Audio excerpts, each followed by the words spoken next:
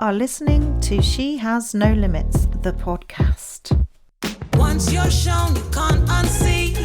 Time is short, you best believe in yourself. You're a formidable force, driving, diving, lessons in the deep end. She Has No Limits is a movement and community for professional women to come together, be inspired and learn how to design the limitless careers that we deserve.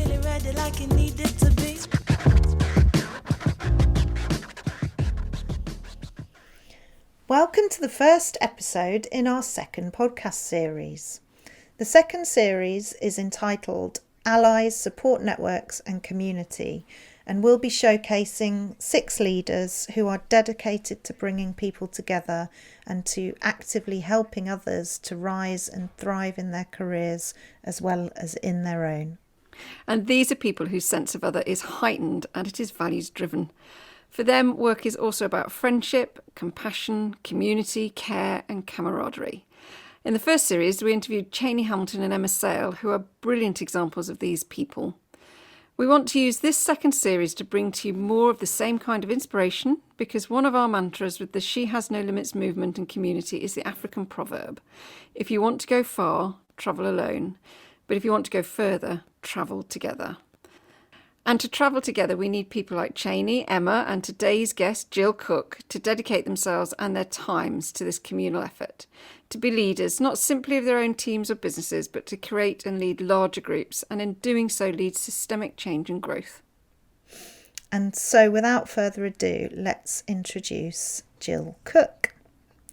When Gill founded STEM Connects in 2018, she had a vision to connect women and minorities in STEM careers by building a community outside of London where they can connect, network, share ideas and support each other. Over the last 2 years, Gill has organised evening panel and networking events, a careers cafe programme, breakfast workshops and virtual events during the pandemic. Over 900 people have now attended STEM Connects events. The community has grown from 50 to over 450, and 50% of its career returners were successfully employed after STEM Connects Career Cafe. Gill is a true community maker, always willing to help and champion others.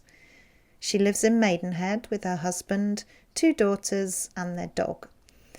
After 11 years as a woman in tech, Gill has recently moved into a new role in the people team at 3, leading the Diversity, Inclusion and Belonging programme and the future of work. A very warm welcome, Gill.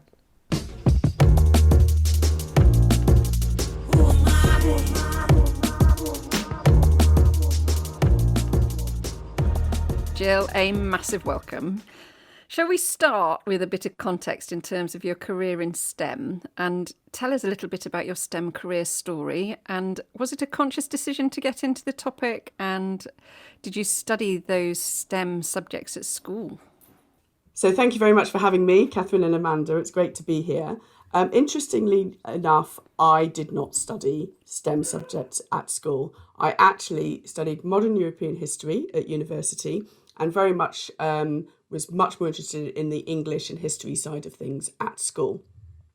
So being a woman in STEM was not something that I expected to be at all, in any way. Actually, I wanted to become a journalist. So I was really interested in writing. I was involved in the student newspaper at university. I did some work experience and I decided to go back to SOAS, which is the School of Oriental and African Studies in London, to study Arabic because I wanted to be a foreign correspondent. But while I was there, I got the opportunity to work for a Middle East Broadcasting, which is an Arabic broadcasting TV company based in Battersea. So I started working there as a production assistant, and I actually got the opportunity to go out and I was filming VTs for a weekly magazine show, all in Arabic. I was editing it in Arabic. So it was a fantastic opportunity, but it gave me that insight into TV production. And then from there, I got another opportunity.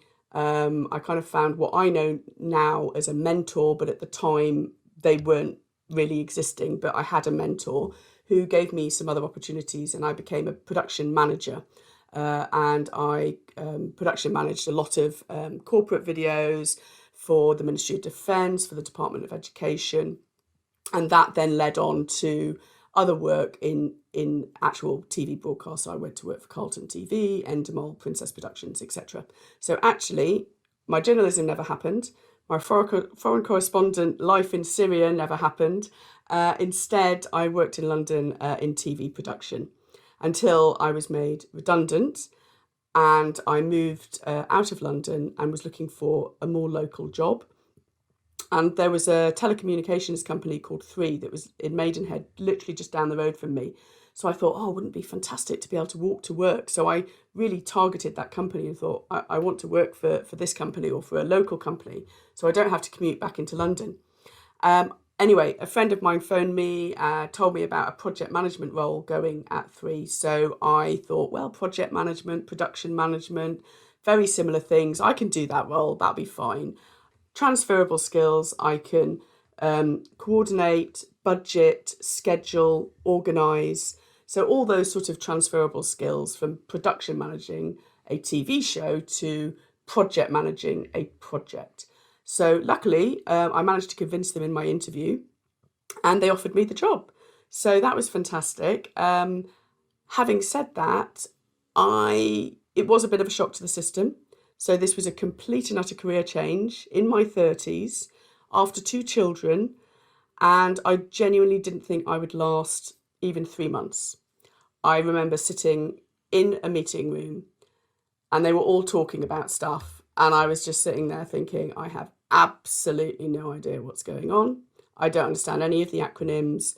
I can't do this. It's not for me. I need to go back into TV. I need to go and do this glamorous job. And, so what happened then is I actually was working very closely with a lady who, again, I didn't realise at the time that she was a mentor or a sponsor, but someone who really helped me. She was quite technical and she was my dev manager, my development manager. So in a project, you have your business owner, you have a development manager, and then you have your project manager, and they work very, very closely together. So this lady would sit after meetings and she would sort of draw things out for me so that they made sense. And she just cut through all the acronyms and explained things to me. And genuinely, I tell her still to this day that, if it wasn't for her, I don't think I would have lasted. So I'm still there 11 years later, which is a bit of a shock to me as much as it probably is to everyone else. But that was my route into STEM and becoming a woman in tech, which is, so that was a bit of a squiggly journey, but I got there eventually. I'm really fascinated, Jill, about the language, the acronyms, because as somebody who is non-technical, that is me, I look at the tech world and just think, well, it's just a different language. And so it's really interesting to see that you made that transition. I mean, you landed in the water by the sound of things, in the deep end, but you did it, and you did it very successfully. So I'm a big believer that there's not much that is rocket science. Rocket science is rocket science, but genuinely organising, working with people, persuading people to do things, all of that are very much people skills. Okay, so I think most of us can do that, and certainly busy mums are very capable of doing that. We juggle stuff, we can organise stuff, and we're quite good at persuading people to do things that we want them to do, which is a big skill of project management. And also budgeting and stuff like that, which I already had experience of. But, I won't lie, I was making a lot of this up as I went along, and I learned very much on the job. But I had that support system, and I think this is what's key, and we'll probably keep coming back to this, is the mentorships and having a support system and a network that you can sort of lean on. So I had people around me who were willing to help, people who want to see you succeed. They don't want to see you fail. And that really, really helped. I had a lot to prove, and it was very much a male environment. And for me, I recognised that because I'd come from TV production, which actually has a lot of women, a lot of different people from different sexuality and cultural backgrounds, then coming to a very sort of white male middle class industry was something that was very noticeable for me, which is why I got involved in the Women in Tech network, because I wanted to do something to change. And having 2 daughters is very important to me that I was part of that change. So, Gill, can we come on to some of the challenges that you've faced?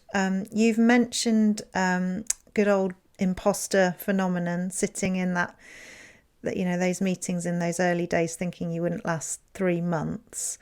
What other challenges or obstacles have you faced as a woman in STEM along the way? So some of the challenges that I've had as a woman in STEM have been not being listened to, talked over in meetings, and I genuinely believe sort of some challenges in performance management where maybe someone has thought that I'd done something and I've had to prove otherwise rather than be believed and actually be having to question that, and why did you say that, and assumptions being made as well. The old classics of you're too bullish, you're too you're a quick decision maker, but not in a positive way, but in a, well, actually people don't see you as being approachable because you're very fast moving and very decisive. And one of the reasons that I am that is because I actually worked for 8 of my 11 years have been working part-time. Now, when you work part-time, you have to make the most of every single moment that you're in the office. So I do work at a sort of 1,000,000 miles an hour, and not everyone can always keep up with me because I know what I need to achieve in that day. Having said that, I'm also pretty good at taking on feedback. So it's been a journey for me. So I think probably I was maybe a little bit, and I'm not going to accept a lot of those labels, but I can understand that maybe I wasn't as approachable. So what I did was I recognised that. I've done a lot of personal development and have become much more of a people leader and people manager, to the point that I now mentor 5 women and really concentrate on people's development. And part of that has been my journey in becoming a better listener. My journey in becoming, maybe pausing before talking, because I was always been one of those people that I will talk before I will say something and put my foot in it. So I've had to really be more cautious about that, but without taking away that authenticity, which is really important as well. So I've been on this journey in the last sort of 10, 11 years. And although I was part-time for a while, so I enjoyed, it's really important to be a role model. And I was a head of as well. So, I was able to demonstrate that managers can be part-time as well, which is really, really important. And I've always been a big advocate of flexible working and hybrid working, etc. But going back to some of the challenges, I did used to have that comment of going, oh, here we go, here's the part-timer. Oh, time for Gill to go, don't worry about us, we'll just carry on with all the work. And it really, really annoyed me. So I would call it out. I would have maybe take them to the side and just say, look, it's really not helpful. And actually, and this is something one of my old line managers taught me, is around your sphere of influence. So if you're quite influential, really have to be very cautious about the way that you talk in front of other people, especially if they look up to you. So that sphere of influence I take quite seriously. And, I would call people out and just maybe have a quiet word and say, are you aware that when you say these things, you think you're joking, and this is a joke between you and me because you and I have got a good relationship. But what you're not thinking about is the impact that you are having, and you are telling those people around us that it is okay to make those comments to me, and that's not on. And to be fair, every time I have done that, they have taken that on board. But it takes quite a lot of courage to do that. And it's not something that I could have done, 10 years ago, perhaps. So it's definitely been a journey. People see a confident person, and yes, I am. But that has evolved and that has grown and developed so that now I can have those conversations, and I can have those conversations either on behalf of or role models so that other women behind me don't have to have those conversations. Brilliant. That's textbook feedback, by the way. That's, yeah, And what's really coming through for me already is the hard work you have done on your personal development, Gill. That's, yeah, fantastic insight. Thank you. So where should we go from here? Let's talk about STEM Connects and how it all came about. Yes, I love talking about STEM Connects. It's my favourite subject. So, so again, I'd started taking over the chairwomanship of Women in Tech at 3, and I wanted to have that wider visibility. So I not only wanted to widen my visibility within 3, but also externally. And also working in a suburb and living in a suburb meant that, I was out of the loop of London, etc. So I started, going to networking events in London because I looked around and I really couldn't see anything in the local area that I wanted to go to for women or for minorities in STEM type of careers. So there were quite a few in London and they were fantastic. And I went to a few of them and I was looking around and I was like, I could do this. I could organise one of these. So I decided to. So I thought, well, for my convenience, I want to go to an event that's in the evening that I can go to after I've put the kids to bed and that I can drive to and get a bit of food and drink and have a bit of socialisation. So I asked 3 to collaborate with me. So I said, look, I'm forming this sort of side hustle called STEM Connects, which actually my husband came up with the name. And it's STEM, obviously, and connects with an X. So an X for women, for the X chromosome, but also for what's next as well. And the Women in Tech group at 3, we did a collaboration. So we organised an event at the headquarters in 3 in Maidenhead. And 80 people came, which I thought was really, really great for a first event. And it was the first of its kind in this area. I had looked around and I hadn't found any networking groups that I wanted to go to that were right for me. There was a few sort of agile ways of working and a few sort of meetups, but not to the level that I was looking for. So I just decided to do my own. I organised it. And actually Amanda Newman was one of the ladies that I asked to be on my first panel. Who is the career mum, who I'd just started. I'd joined that Facebook group and I'd sort of seen her visibility. So she was like a real role model for me. The first event was around building a community. So I set up a Facebook group and a LinkedIn group and built it from there. And I think it started with 50 and I think there's about 460 people in the group now. It is still quite small and I'm really happy with that. For me, it's not about thousands of people, because I really like to give that personal touch. So when people come to my events, I try to greet every single one of them and speak to every single one of them. And I will bring people in and introduce them to someone who I know they've got a connection with. Because, you've got groups of around I have mainly 40 to 70 people come to events. It's quite easy, and especially when the same people come. So I can bring people in if we haven't met them before. And so I was just started organising these events for genuinely events that I would want to go to, that I'm interested in the subjects, and then I just sort of hope that everyone else wants to be interested as well. So it's enabled me to meet some amazing people, to build my network, to kind of be inspired and to educate myself as well as I hope other people all the time. We've done neurodiversity, we've done personal brand, we've done how to get into technology, we've done how to feel true belonging, the power of failure.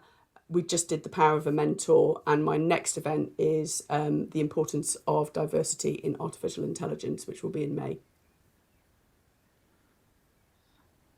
Amazing.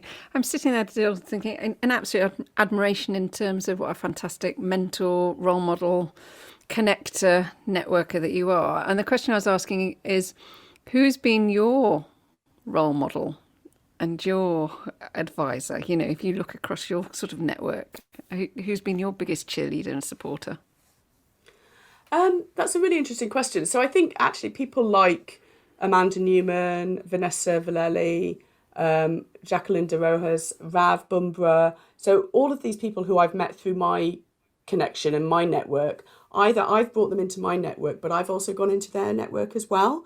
And it's always been a really healthy two-way relationship. And we've always been about there's been absolute no competitiveness at all. It's been, what can I learn from you? That's amazing. I can share this and I can learn that from you. So from my current network, and also from the people within STEM Connects, who are cheerleaders and who I try and build up, they are my network. They're like my tribe, which is fantastic.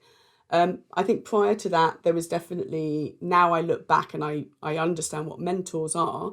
I know that I had a mentor in my TV career, who was a lady who sort of took me under her wing, and she was a producer, and she really, really helped to develop and grow me, and she gave me lots of opportunities.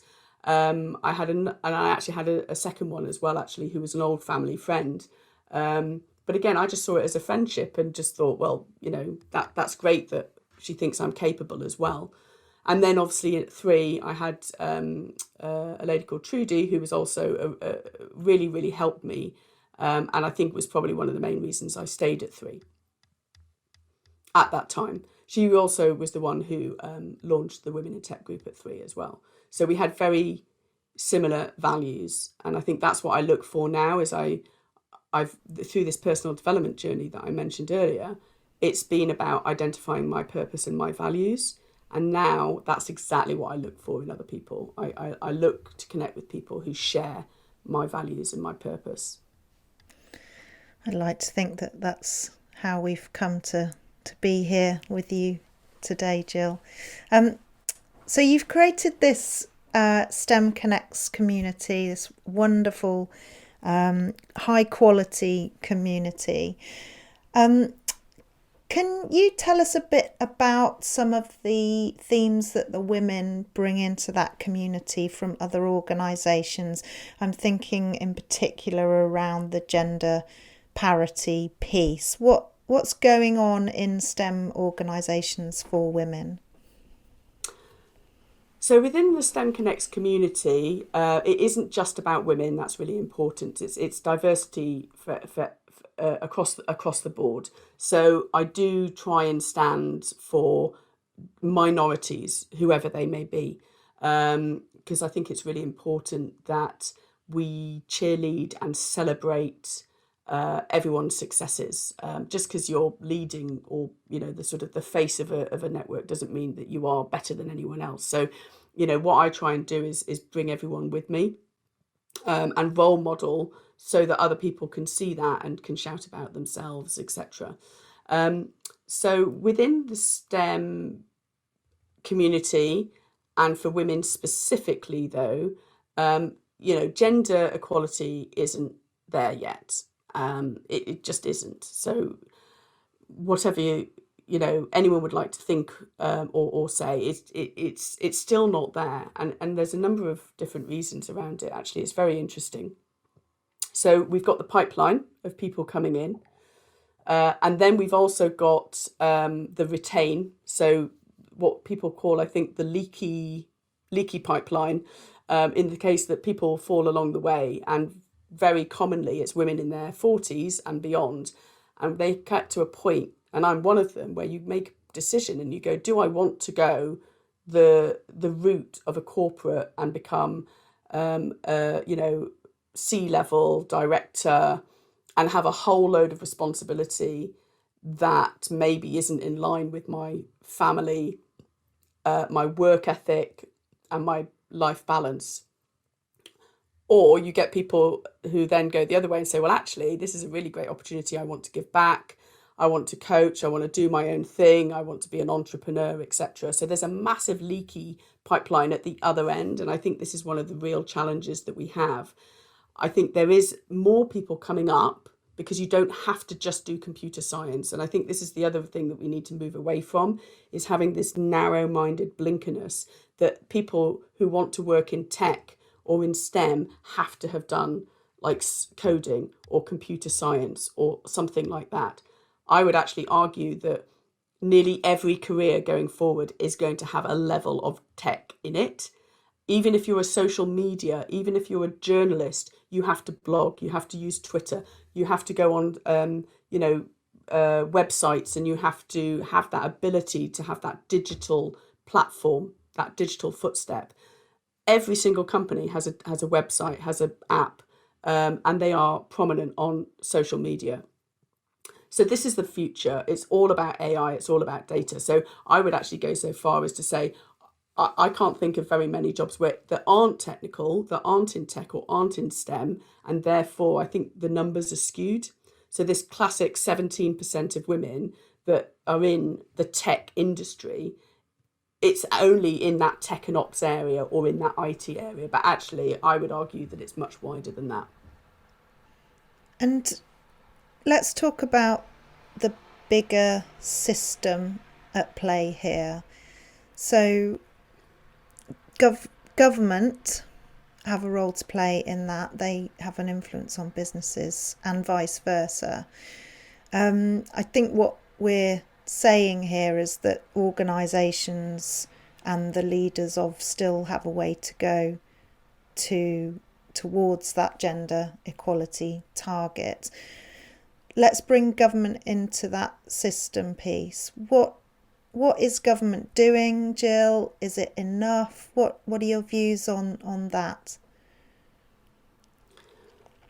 So my view on gender equality or any equality is that it's actually a human responsibility. So it's everyone's responsibility. It's not women's responsibility to solve the gender problem. It's not black people's problem to solve racism. It's a human responsibility. Okay, so that doesn't matter whether you work for a corporate, whether you work for government or whatever. It is all of our responsibility to make sure that there is equity for everyone, or at the very least, opportunity. That's what people want. They just want the opportunity to be able to apply for a role. So I think we all have a huge, huge responsibility. I think we are getting there. I think the gender pay gap has really helped push gender equality and the agenda forward, and that's where government does come in. So we need the government to be really clear on targets, on responsibility, on laws and rules that we should be obtaining, and hold companies to account for that. So the ethnicity pay gap, for example, needs to happen. It absolutely needs to happen, because until it happens, we will continue, or some people will continue to think that race is not an issue in the UK, which we all know is completely and utterly ridiculous. So we need the government to put targets and regulations in place and hold corporations and organisations to account to achieve those. That's the only way it will really move, because until then, corporates and organisations just aren't interested, unfortunately. I wish they were, and there are some that are, but it's, I don't want to call it the bandwagon, but it sort of is. The gender pay gap was a start. Obviously, Black Lives Matter was a massive catalyst for change. Diversity and inclusion is a massive buzzword. It shouldn't be a buzzword. It should just be what we do. But most companies are trying to do something about it now. So I'm always a big believer of it's never too late. Let's all help and move things forward in the way that we can. And I'm really delighted that I've obviously been given that opportunity. So although I've been a woman in tech for a while now, as you can hear, I've been much more interested in diversity and inclusion, in developing people, and being a people leader.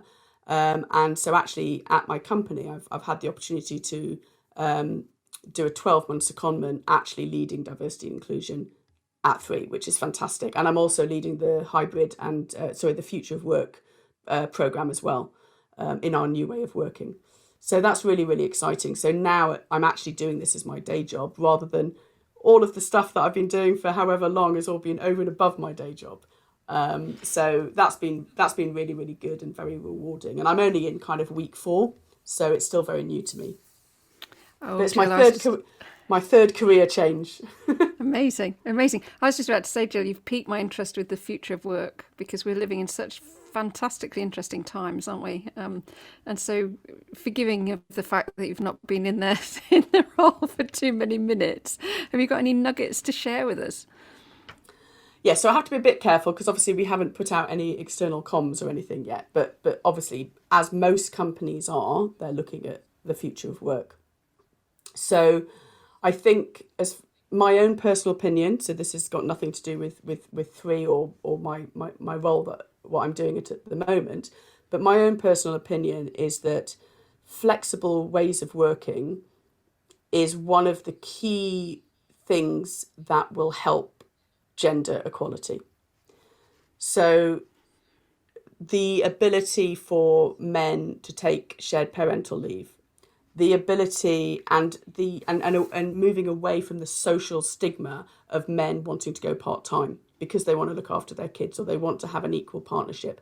Those are the things that will really move the dial on gender parity. And that's why I think flexible working, hybrid working, remote working, all of that will help level the playing field. Because at the moment, as I explained from one of my examples, it's very much the woman, the mother, leaving the office to go and collect the kids.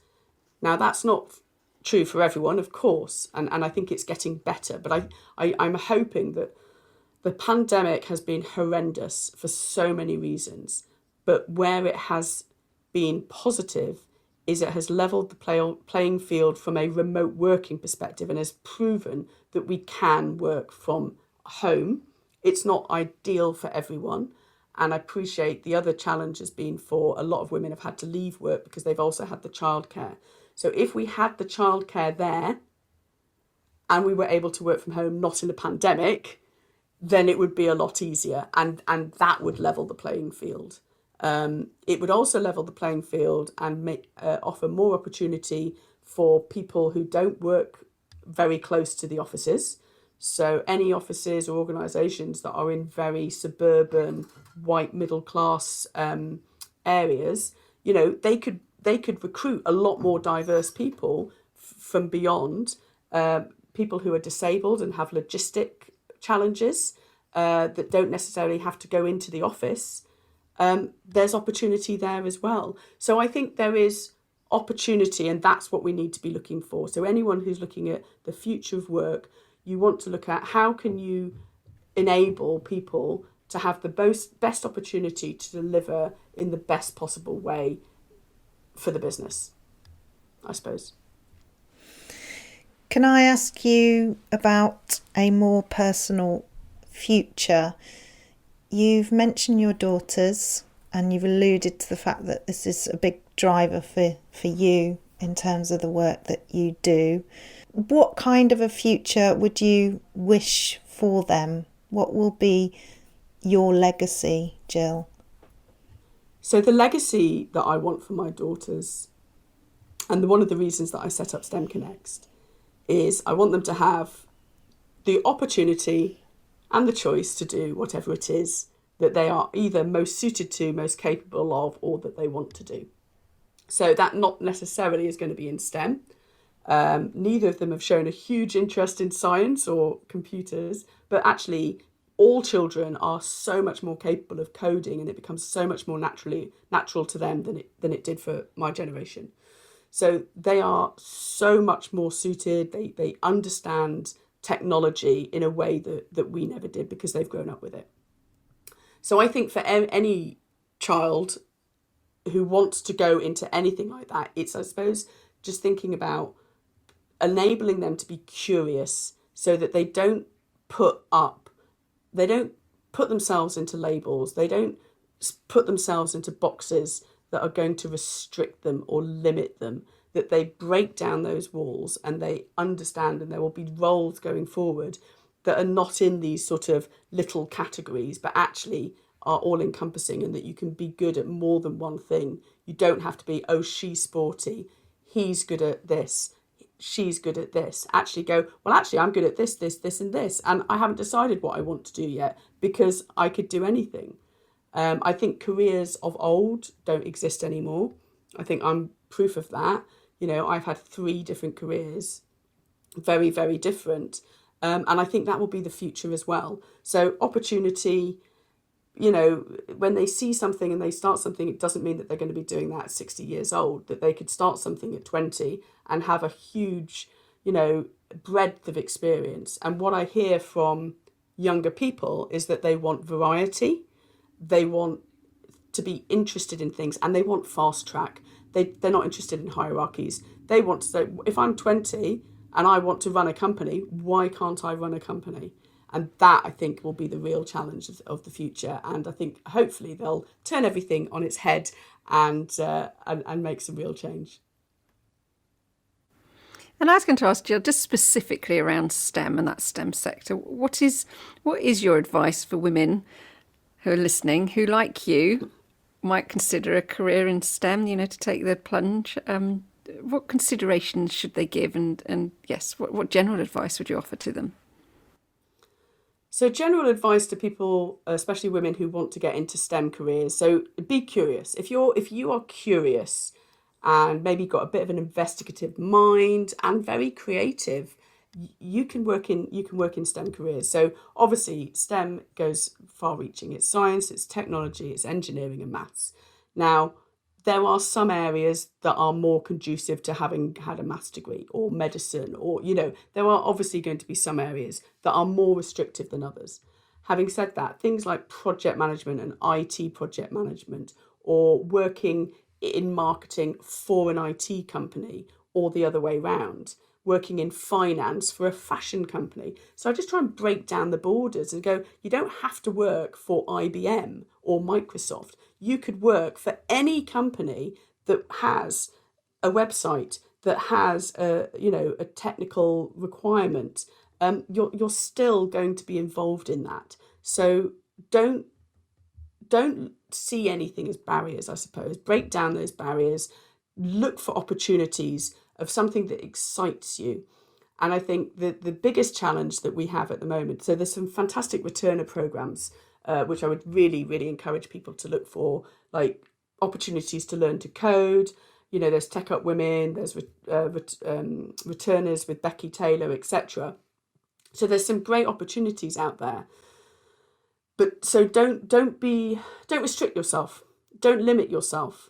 Be curious and find out. And through networking and building your network, you'll become more aware of opportunities that maybe you were never aware of before. I think the biggest challenge that I think people are going to have is with AI restricting who goes for, when you go through recruitment and you send your CV in and you don't have that 5 years, 10 years experience. I think that's what has to go out the door first.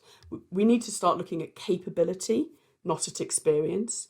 I know that I think things like degrees are going to be less important, but why? It's so hard for young people to get a job because they go to a job interview and they go, well, I want you to have 5 years experience. How can they have 5 years experience? That's ridiculous. Why don't you actually go, I'm going to give you that experience. I'm going to give you that opportunity because I can see that you are capable, that you're hungry, that, you're passionate and that you're ambitious. And I think we just need to move away from there. But there's a big, big, big mindset job to be done in recruitment before that happens. Jill, before we finish today, I wanted to loop us back to where we're at with this podcast series. So you are our first guest of season 2, series 2. And this series is honing in on allies, support networks and community. So it's obvious why we've invited you here today. And you were a runner-up for our She Has No Limits Awards for Community Maker last year. So congratulations, by the way. Let's finish on that topic of allies, support networks and community. What for you makes a great community leader? What skills do you need? So thank you very much. Yes, it was very exciting when I got nominated for that award. So that was lovely to see, because obviously I do have quite a small community, but it's sort of quite far-reaching as well in the sort of tech world and in the STEM. So I think you're absolutely right. Network, allies, and community are the 3 most important things for anyone's career, I believe. So You need to build networks and widen your reach, because that's how you learn and that's how you become aware of other opportunities out there. You need those allies or cheerleaders to support you and remind you when you're feeling low that actually you can do it and that you will, which is also really important. And when you succeed, that they're really pleased for you, because that's wonderful, because people want to share their successes and not feel bad about it. If you've achieved something, you want people to go, yay, that's amazing, that's fantastic. And that's the community that I want to provide. And then community leaders, I think to be a really good community leader is, or what I don't know whether this is right or wrong, but this is what I try to do.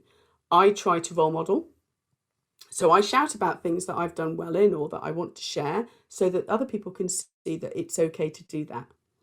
Whenever I find out about someone else's success, I shout out about them and I celebrate them. If there's awards, I try and nominate people.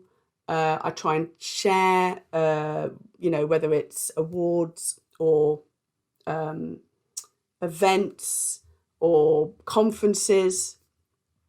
And it's just about having that support system and a safe place.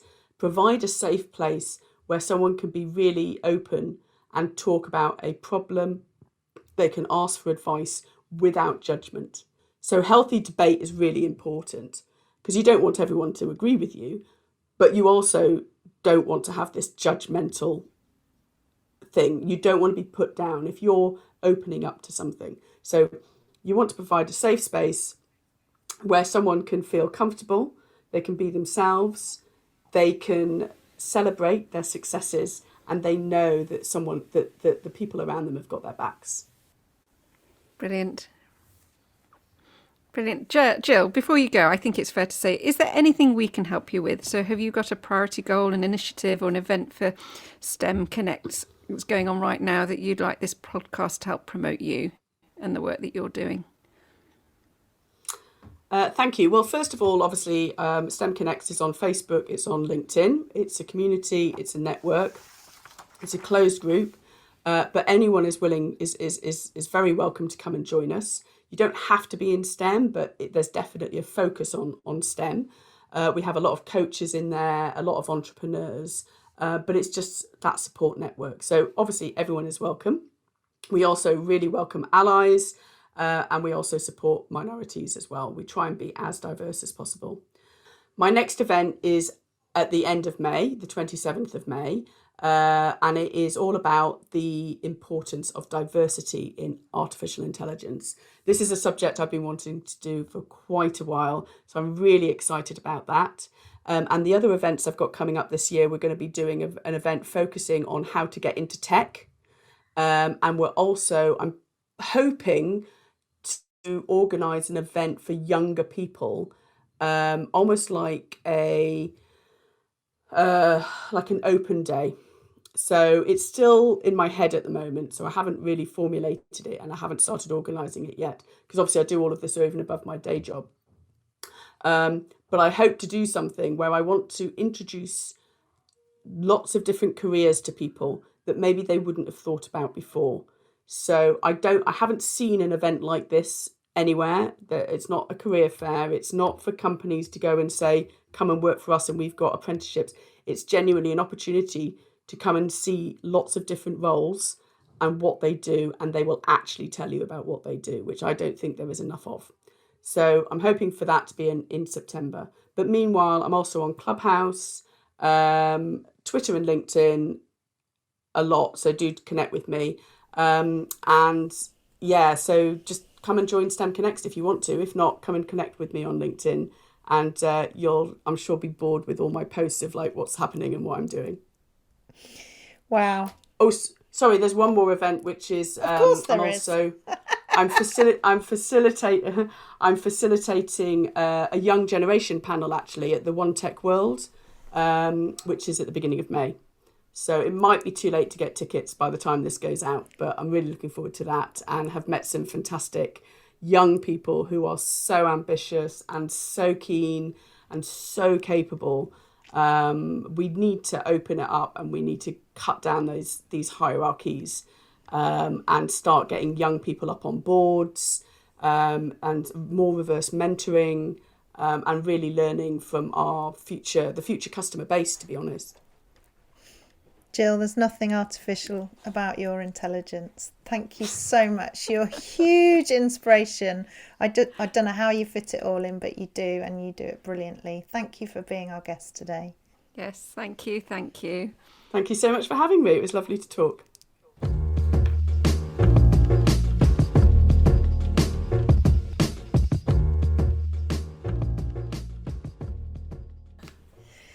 That was a great conversation with Gill, wasn't it, Catherine? Oh, it's amazing.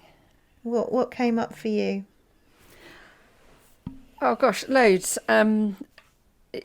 This, as we know, this season is all around community support system and allies, and I think for me, talking to somebody who represents all of that and how they do it, and it almost feels like a natural talent and very values based, and yet it's something that I know you and I strongly believe everybody should be doing, and so listening to Gill and her skill set and her view of the world is very inspirational in terms of some of those insights of how people could learn to be better allies and to provide better support systems.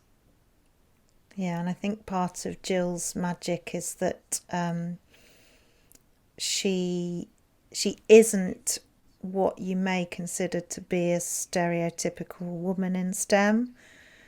And the fact that she was able to bring all of those fantastic skills and experiences from her broadcasting career is just one strand of that.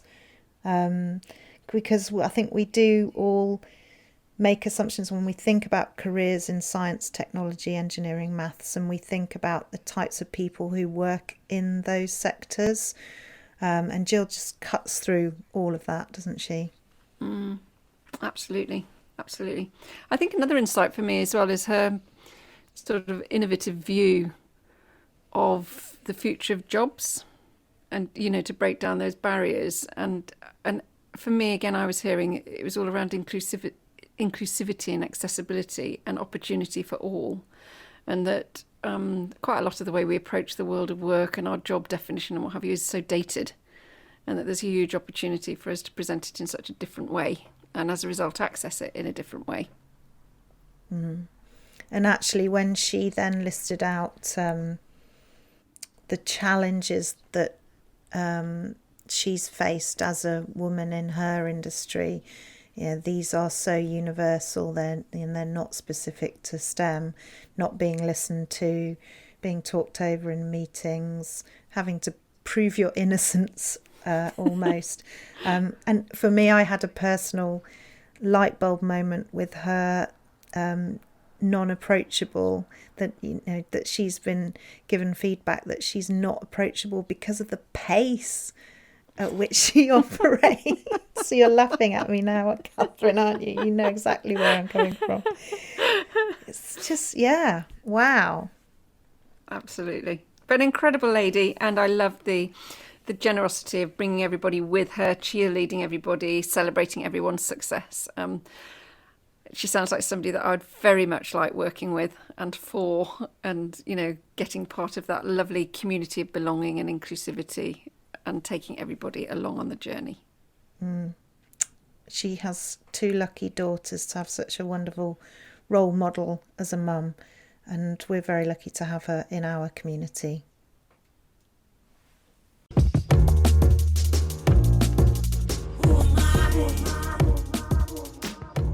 That's it for this episode. We'll see you next time. Thank you so much, listeners, for tuning in. We hope you enjoyed. Please send us your feedback. And if you'd like to have a sneaky peek as to who's coming up, then go to shehasnolimits.com and check out our podcast page. Yes, thank you so much for joining us, and we'll see you all again soon. Take care. All the best.